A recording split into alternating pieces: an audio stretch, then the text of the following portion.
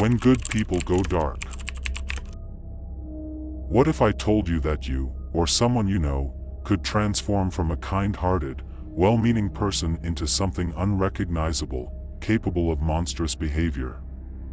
It might sound extreme, but the truth is, it's not as far-fetched as it seems. We often think of monsters as those who commit unimaginable crimes, people who are inherently evil, but psychology reveals that even the most good people have the potential to slip into a darker side under certain circumstances.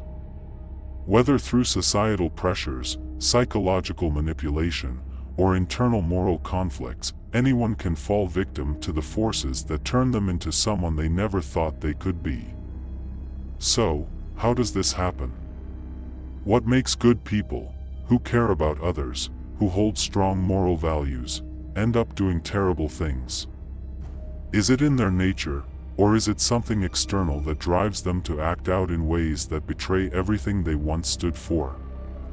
In this deep dive, we'll explore the psychology behind this transformation, drawing on real-life examples, psychological studies, and theories that will not only shed light on how good people can become monsters but also help us understand the very nature of human morality. Stick with me as we explore this uncomfortable but essential question: how do good people turn into monsters? Section 1: The psychology of good people. When we think of good people, we often imagine individuals who are kind, ethical, and follow societal rules. But what actually makes someone good? It's not as simple as just following the rules. Psychologists have spent years exploring the underlying factors that shape moral behavior. One key theory comes from Lawrence Kohlberg, who described how people progress through stages of moral development. Initially, people follow rules to avoid punishment or seek rewards, but as they mature, they develop a sense of justice and fairness. Eventually, in the most advanced stage, they adopt universal ethical principles that transcend societal norms. A major influence on someone's morality is the environment in which they were raised. Those raised in supportive, loving homes tend to develop strong moral values, while those in chaotic or neglectful environments may struggle with moral decision-making. But there's more to it than just upbringing. How we see ourselves also plays a huge role. We often view ourselves as good people, and this self-image helps maintain our stability. However, this can lead to an us versus them mentality, where we view others through a lens of moral superiority. This can cause us to justify harmful actions toward those who don't share our values. Even the best, most moral people can be influenced by external forces that shift their behavior. Our understanding of good and bad is dynamic, not fixed, and in certain situations, it's easy to see how someone could start to move away from their moral foundation. The question then becomes, how does this process happen? How do good people turn into something much darker? Section 2: Key psychological factors that lead to the transformation. Social influences can be incredibly powerful in shaping our behavior, often pushing people toward actions they'd never consider on their own. A major example of this is Stanley Milgram's famous obedience experiments, where participants, despite hearing someone scream in pain, continued to administer shocks because an authority figure told them to. The power of authority figures can make people override their own moral compass. We see this in everyday life as well, whether it's soldiers following orders or employees engaging in unethical business practices because they're told to. Another force that can change behavior is the concept of groupthink, where the desire for harmony in a group suppresses dissent and leads to poor decision-making. When people act as part of a group, they may engage in behavior they wouldn't normally condone, especially when they feel the safety of anonymity. The same principle applies to mob mentality. When we're part of a collective, we lose our sense of individual accountability and may do things we'd never do alone. It's not just external influences that shape behavior. Narcissism and psychopathy are traits that can make it easier for people to engage in harmful behavior. Narcissistic individuals, who see themselves as superior and lack empathy, are more likely to justify treating others poorly. Psychopaths, who have an even greater lack of empathy and a tendency to manipulate others, often feel no remorse for their actions. These personality traits make it easier for individuals to cross moral lines without a second thought. Finally, there's the psychological phenomenon of cognitive dissonance. This is the discomfort we feel when our actions contradict our values. To ease this discomfort, we often change our beliefs to justify our actions. This is where moral disengagement comes in. When people rationalize harmful behavior, they manage to avoid the guilt that would typically accompany it. They may displace responsibility onto others or dehumanize their victims, allowing them to act in ways they would otherwise find unacceptable. These psychological mechanisms don't just cause isolated incidents, they can create a slow slide into harmful behavior. A person doesn't suddenly go from being good to evil. It's a gradual process, with one small moral compromise leading to another until the line between right and wrong becomes increasingly blurred. Section 3. The slippery slope of corruption. The transformation from good to monstrous doesn't typically happen all at once. Instead, it's a gradual process that often begins with small compromises. This is known as the slippery slope, a phenomenon where minor ethical breaches lead to larger ones. Initially, the small unethical act might seem harmless, but over time, each small breach erodes moral standards and makes it easier to justify even more severe actions. For example, a businessperson might start by cutting corners in their work, perhaps overstating profits to make the company look more successful. At first, it doesn't feel like a big deal. But once they've done it, they find it easier to justify other unethical practices, like deceiving customers or exploiting workers.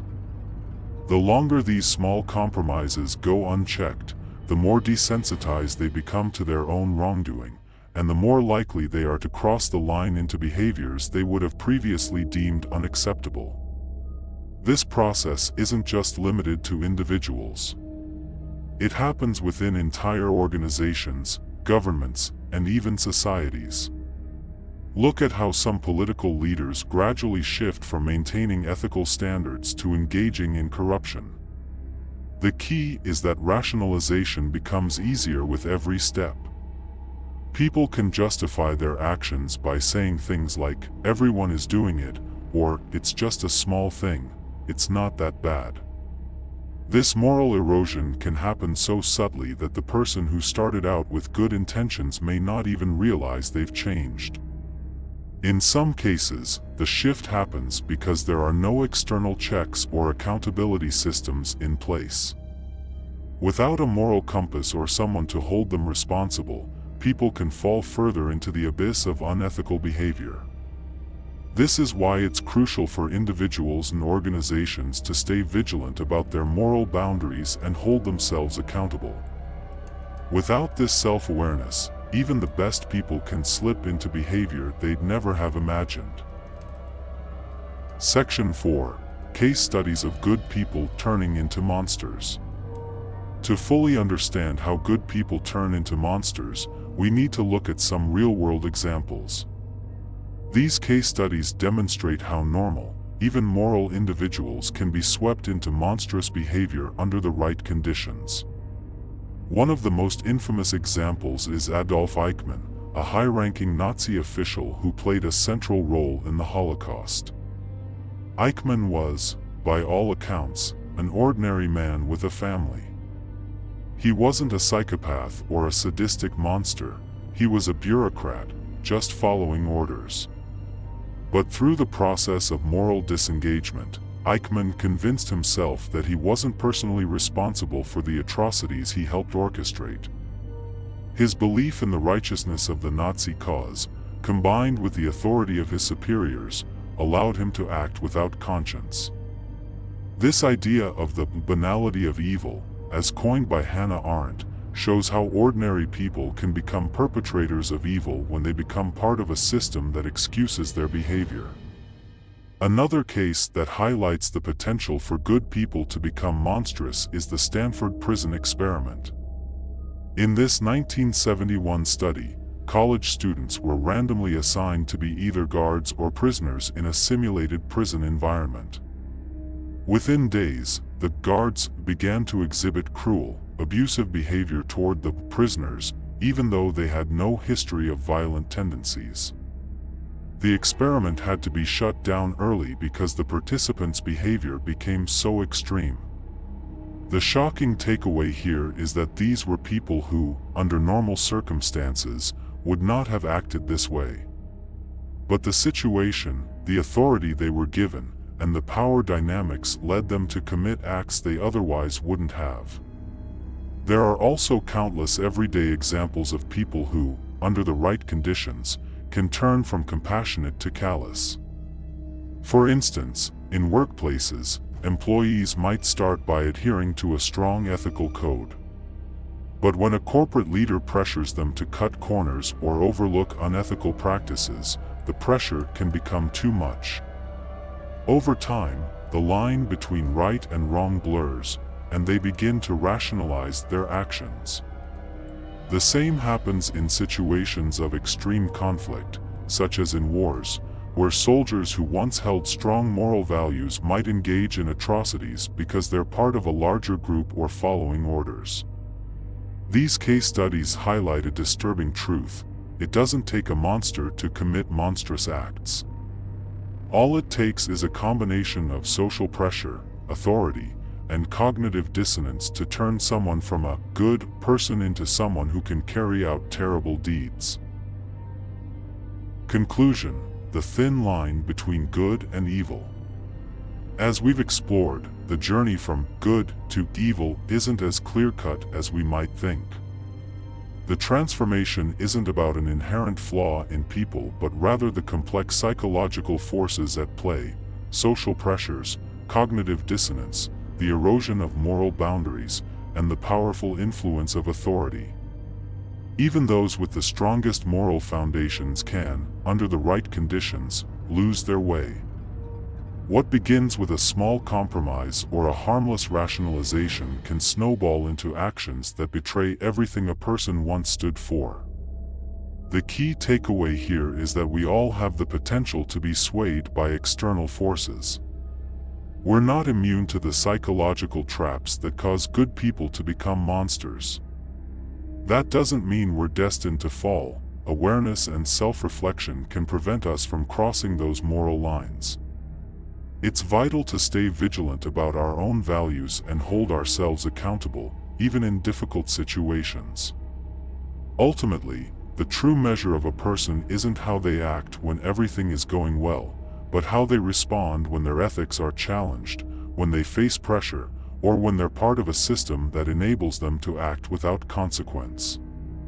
The line between good and evil is thinner than we often realize, but it's one we can all learn to navigate if we remain mindful of the forces that influence us. So, the next time you're faced with a moral choice, ask yourself, what's at stake here? And how do I want to be remembered?